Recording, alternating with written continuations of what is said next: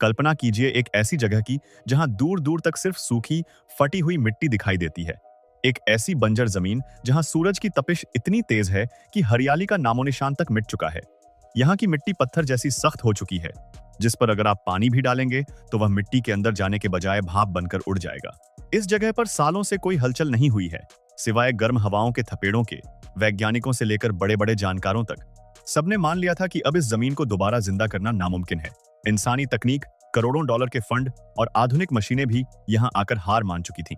लेकिन फिर इस बेजान और मरती हुई जमीन पर कुछ ऐसा होता है जो विज्ञान की किताबों को दोबारा लिखने पर मजबूर कर देता है। साल 2010 में यहाँ कुछ मेहमानों को लाया जाता है। कोई बड़ी मशीनें नहीं, कोई जादुई खाद नहीं, बल्कि सिर्फ 23 ऐसे जीव जिन्हें देखकर कोई नहीं कह सकता था कि इनके कंधों पर एक पूरे रेगिस्तान को जिंदा करने की जिम्मेदारी है। क्या आप सोच सकते हैं कि सिर्फ 23 जीव जो न तो बोल सकते हैं और न ही इंसानी भाषा समझते हैं, उन्होंने कुछ ही सालों में इस बंजर रेगिस्तान को एक हरे भरे मैदान में बदल दिया। आखिर इन 23 जीवों ने ऐसा क्या किया कि सूखी मिट्टी से पानी के सोते फूट पड़े? आइए आज की इस वीडियो में हम प्रकृति के इस सबसे बड़े और हैरान कर देने वाले चमत्कार की पूरी कहानी को करीब से समझते हैं।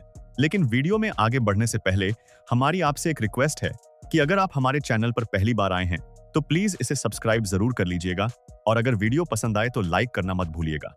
चिहुआहुआन डेजर्ट की त्रासदी, जहां जिंदगी दम तोड़ चुकी थी। जिस जगह की हम बात कर रहे हैं वह है मेक्सिको का मशहूर चिहुआहुआन डेजर्ट। एक समय था जब यह इलाका अपनी प्राकृतिक खूबसूरती के लिए जाना जाता था, लेकिन इंसानी दखल, जरूरत से ज्यादा खेती और मौसम के बदलते मिजाज ने इसे पूरी तरह से एक बंजर मरुस्थल में बदल दिया। यहाँ की मिट्टी इतनी सख्त हो चुकी थी कि पेड़ पौधों की जड़ें उसमें सांस तक नहीं ले पाती थी। बारिश का पानी मिट्टी के अंदर जाने के बजाय सतह पर ही बह जाता था या तुरंत सूख जाता था। जब किसी जमीन से पानी का संपर्क टूट जाता है तो वहां की पूरी इकोसिस्टम बिखर जाती है। छोटे छोटे कीड़े मकोड़े, घास और उन पर निर्भर रहने वाले छोटे जीव धीरे धीरे यहाँ से खत्म हो गए। और जब छोटे जीव ही नहीं रहे तो उन्हें खाने वाले बड़े शिकारी जीव भी इस इलाके को छोड़कर चले गए। यह सिर्फ एक बंजर जमीन नहीं थी, बल्कि एक पूरा का पूरा इकोसिस्टम था जो दम तोड़ चुका था। लोग मान चुके थे कि अब यहाँ कभी हरियाली नहीं लौटेगी। साल 2010 और 23 अनजान इंजीनियरों की एंट्री। तमाम कोशिशों के नाकाम होने के बाद पर्यावरणविदों और वैज्ञानिकों ने एक बहुत ही साहसिक और अनोखा फैसला लिया। उन्होंने तय किया कि वे इस जमीन को ठीक करने के लिए इंसानी तौर तरीकों का इस्तेमाल नहीं करेंगे, बल्कि प्रकृति के अपने तरीके पर भरोसा करेंगे। इसी विचार के साथ साल 2010 में इस बंजर इलाके में 23 बाइसन को लाकर छोड़ दिया गया। ये कोई साधारण जानवर नहीं है, बल्कि इन्हें विज्ञान की भाषा में कीस्टोन प्रजाति कहा जाता है। कीस्टोन प्रजाति का मतलब होता है ऐसे जीव जिनके होने या न होने से पूरे पर्यावरण का संतुलन तय होता है। ये जीव अपने आसपास के माहौल को इस तरह प्रभावित करते हैं कि दूसरे सैकड़ों जीवों को जीवित रहने का आधार मिल जाता है। जब इन 23 बाइसन को पहली बार इस बेजान रेगिस्तान में छोड़ा गया तो कई लोगों को लगा कि यह प्रयोग पूरी तरह असफल होगा। लोगों का सोचना था कि जहां खाने के लिए सूखी घास का एक तिनका भी नहीं है, वहां इतने विशालकाय जानवर कैसे जीवित रहेंगे। लेकिन आने वाले सालों में जो हुआ उसने सबको चकित कर दिया। प्रकृति के असली इंजीनियर, खुरों और धूल का जादू। इन बाइसन ने बिना किसी ट्रेनिंग के अपना काम शुरू कर दिया। ये अपने विशाल शरीर और भारी भरकम वजन के साथ जब इस सख्त जमीन पर चलते थे तो इनके खुरों की चोट से वह पत्थर जैसी सख्त मिट्टी टूटने लगी। सदियों से जो जमीन पूरी तरह बंद थी वह अब खुलने लगी थी। जब मिट्टी नरम हुई तो हवा और पानी के लिए जमीन के अंदर जाने का रास्ता खुल गया। यही नहीं, इन बाइसन की एक बहुत ही अनोखी आदत होती है धूल में नहाना, यानी डस्ट बाथिंग। ये मिट्टी में बैठकर अपने शरीर को रगड़ते हैं, जिससे जमीन पर बड़े बड़े गड्ढे बन जाते हैं।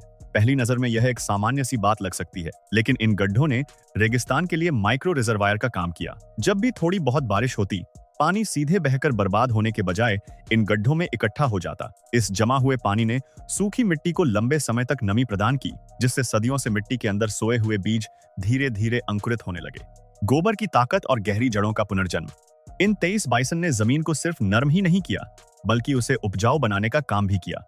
इनका गोबर और मूत्र इस सूखी मिट्टी के लिए सबसे बेहतरीन प्राकृतिक खाद साबित हुए। इस गोबर में नाइट्रोजन, फास्फोरस और कई तरह के सूक्ष्म पोषक तत्व मौजूद थे, जिन्होंने मिट्टी की खोई हुई ताकत को वापस लौटाया। इसके साथ ही बाइसन की लगातार चरने की आदत ने पौधों को एक नया जीवन दिया। जब बाइसन घास को ऊपर से खाते हैं तो इससे पौधों को नुकसान नहीं होता, बल्कि उनकी जड़ें और ज्यादा गहराई में जाने के लिए प्रेरित होती हैं। गहरी जड़ें मिट्टी को कसकर पकड़ लेती हैं, जिससे मिट्टी का कटाव रुक जाता है। इस तरह धीरे धीरे उस बंजर मरुस्थल में हरी भरी और पौष्टिक घास के मैदान उगने शुरू हो गए।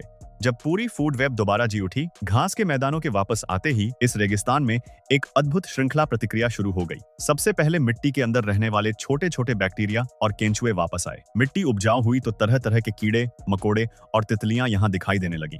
कीड़े मकोड़ों को खाने के लिए छोटे पक्षी और रेंगने वाले जीव यहाँ पहुंचे। धीरे धीरे इस नए बनते जंगल में शाकाहारी जीवों जैसे खरगोश और हिरणों की तादाद बढ़ने लगी। और जब शाकाहारी जीव वापस आए तो उनके पीछे पीछे बाज, लोमड़ी और भेड़िए जैसे शिकारी जीव भी इस इलाके में लौट आए। महज कुछ ही सालों के भीतर जहां कभी मौत का सन्नाटा पसरा हुआ था, वहां अब जीवन की गूंज सुनाई देने लगी थी। मिट्टी के छोटे से कीड़े से लेकर आसमान में उड़ने वाले सबसे बड़े शिकारी तक पूरा का पूरा इकोसिस्टम फिर से काम करने लगा था। यह सब किसी इंसानी कारखाने की वजह से नहीं, बल्कि सिर्फ उन 23 जीवों की वजह से मुमकिन हो पाया। क्लाइमेट चेंज के खिलाफ प्रकृति का सबसे सस्ता और सटीक हथियार। आज पूरी दुनिया क्लाइमेट चेंज और बढ़ते कार्बन उत्सर्जन से परेशान है। इसके लिए अरबों डॉलर खर्च करके नई नई तकनीकें बनाई जा रही हैं। लेकिन मेक्सिको के इस सफल प्रयोग ने हमें सिखाया कि सबसे शक्तिशाली तकनीक तो हमेशा से हमारे पास थी, जिसे हम प्रकृति कहते हैं। जब ये घास के मैदान दोबारा जीवित हुए तो इन्होंने हवा में मौजूद भारी मात्रा में कार्बन डाइऑक्साइड को सोखना शुरू कर दिया। वैज्ञानिकों का मानना है कि हरे घास के मैदान जंगलों की तुलना में कहीं अधिक स्थिर और सुरक्षित तरीके से कार्बन को अपने अंदर और जमीन के नीचे जमा यानी कार्बन सिंक रख सकते हैं। इस पूरी प्रक्रिया में न तो किसी प्रदूषण फैलाने वाली मशीन का इस्तेमाल हुआ और न ही किसी महंगे केमिकल का। यह इस बात का जीता जागता सबूत है कि पर्यावरण को बचाने के लिए हमें हमेशा बड़ी बड़ी मशीनों की जरूरत नहीं होती, बल्कि हमें केवल प्रकृति के मूल स्वरूप को वापस लौटाने की जरूरत होती है।